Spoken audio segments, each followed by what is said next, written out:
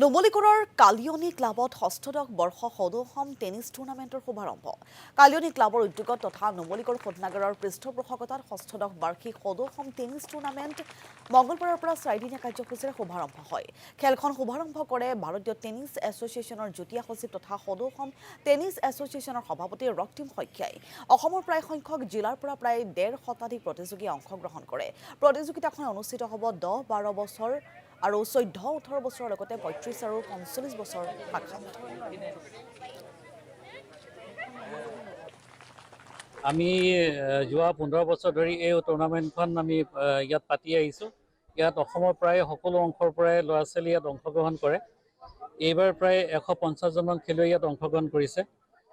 মই আশা ৰাখিছোঁ তেওঁলোকৰ পৰা আমি অতি সুন্দৰ এটা খেল দেখিবলৈ পাম আৰু ইয়াৰ পৰা এই খেলখনৰ জৰিয়তে তেওঁলোকৰ বিশেষ ধৰণৰ এটা এক্সপিৰিয়েঞ্চ হ'ব আৰু তাৰ ফলত তেওঁলোকে খেল জগতত আগুৱাই যাবলৈ সক্ষম হ'ব বুলি মই আশা ৰাখিছোঁ।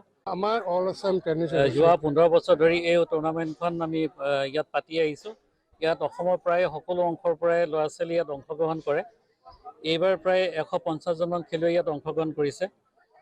মই আশা ৰাখিছোঁ তেওঁলোকৰ পৰা আমি অতি সুন্দৰ এটা খেল দেখিবলৈ পাম আৰু ইয়াৰ পৰা এই খেলখনৰ জৰিয়তে তেওঁলোকৰ বিশেষ ধৰণৰ এটা এক্সপিৰিয়েঞ্চ হ'ব আৰু তাৰ ফলত তেওঁলোকে খেল জগতত আগুৱাই যাবলৈ সক্ষম হ'ব বুলি মই আশা ৰাখিছোঁ। শেষত তেওঁলোকৰ উজ্জ্বল ভৱিষ্যত কামনা কৰিছোঁ। আণ্ডাৰ 10 আছে, আণ্ডাৰ 12 আছে, আণ্ডাৰ 14 আছে, আণ্ডাৰ 18 আছে। চবৰে ছিংগলছ আছে আৰু ডাবলছ আছে। ধৰক ছিনিয়ৰসকলৰ কাৰণে 35+।